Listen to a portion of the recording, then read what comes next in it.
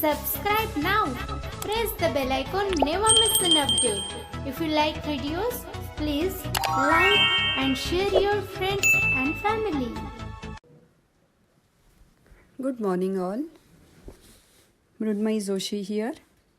In today's spoken English session, let's learn or let's continue about suffixes म्हणजे प्रत्यय. तर नमस्कार, मी मृण्मयी जोशी बोलते आहे आणि आजच्या स्पोकन इंग्लिशच्या सेशनमध्ये आज आपण प्रत्यय म्हणजे सफिक्सेस याचा पुढचा भाग बघणार आहोत. Just to revise, in last session we had seen what are suffixes.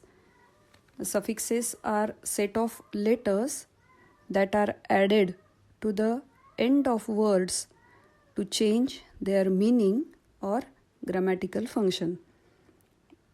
Suffixes म्हणजे प्रत्यय. एखाद्या शब्दाला प्रत्यय लावला की एक नवीन शब्द तयार होतो. आणि मागच्या वेळेस आपण पाहिलं होतं की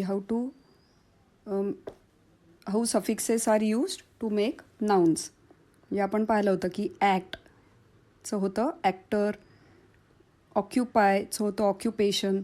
तर असे नाउन्स म्हणजे नवीन शब्दाला प्रत्यय जोडून आपण नाम नवीन तयार केलेले होते.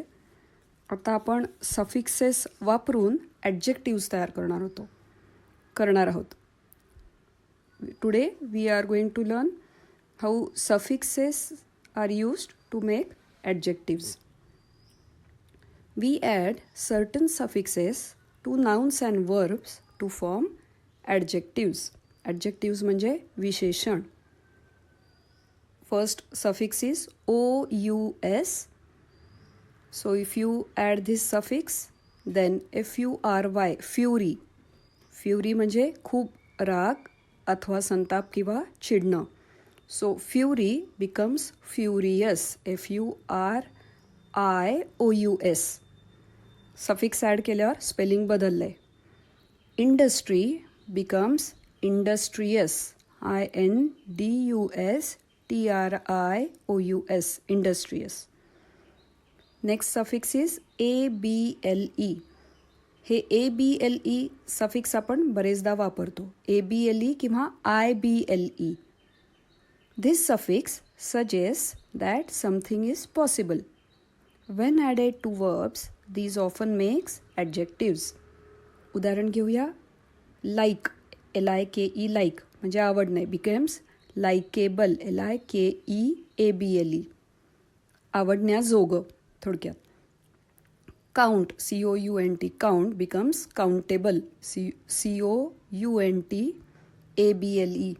हे ABLE प्रफिक्स किंवा IBLE प्रफिक्स हे ABLE सफिक्स आणि IBLE सफिक्स आपण बरेचदा वापरतो.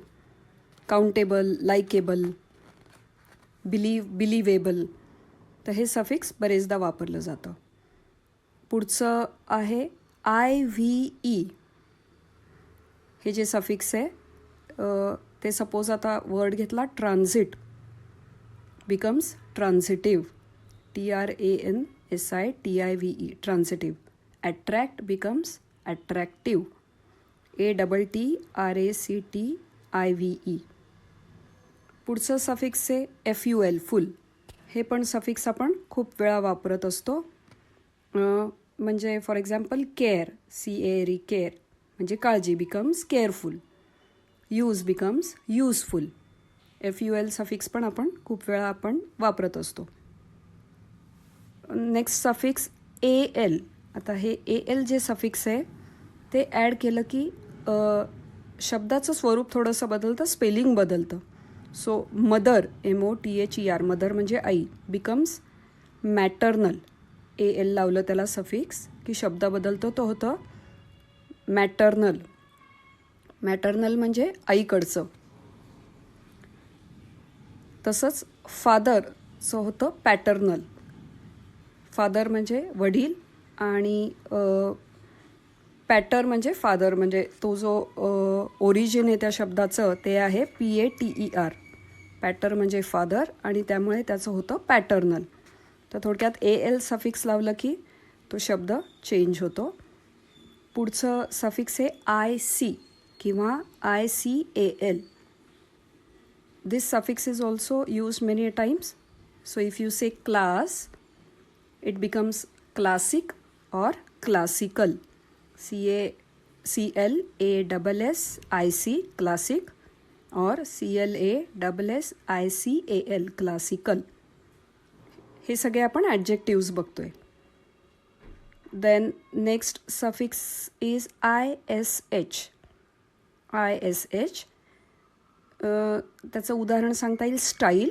STYLE. Style becomes stylish. STYLISH. Child becomes childish. There is one more suffix, LESS. This is also a well-known suffix. We use it in many. We use it in our colloquial or written English also. So if we say count, becomes countless. COUNT. When we add LESS, it becomes countless. Fear, FEAR, it becomes fearless. So this today we have seen suffixes like OUS, ABLE, IVE, FUL, AL, IC, ISH and LESS. So these suffixes, when added to words, we use them to make adjectives. Now suffixes can also be used to make verbs. Verbs म्हणजे क्रियापद. So we can also make verbs by adding suffixes to certain nouns and adjectives. त्याची 2-3 उदाहरणं सांगते. ISE किंवा IZE हे जे suffix आहे त्यांनी क्रियापदाचं रूप तयार करता येतं. म्हणजे टेरर, TERROR, त्याला ISE किंवा IZE यापैकी एक सफिक्स लावलं की ते होतं टेरराईज. किंवा EN हे सफिक्स आहे, EN ते वर्डला जोडलं की त्याचं वर्ब फॉर्म करता येतं. लेंथचं होतं लेंदन, LENGTHEN, लेंदन. लूज, LOOSE, लूजचं होतं लूजन, LOOSEN. तसंच IFY हे पण सफिक्स आहे. तर मग अशी आपण एक्झाम्पल पाहिलं होतं क्लास. तर क्लासचं आपण ॲडजेक्टिव्ह करताना क्लासिक किंवा क्लासिकल केलं होतं. आता त्याचं वर्ब जर करायचं झालं, क्रियापद करायचं झालं तर त्याला सफिक्स जोडायचं IFY. क्लासचं होतं क्लासिफाय. सो थोडक्यात आपण आज पाहिलं की सफिक्सेसपासून ॲडजेक्टिव्स म्हणजे विशेषणं आणि वर्ब्स क्रियापदं कशी तयार होतात.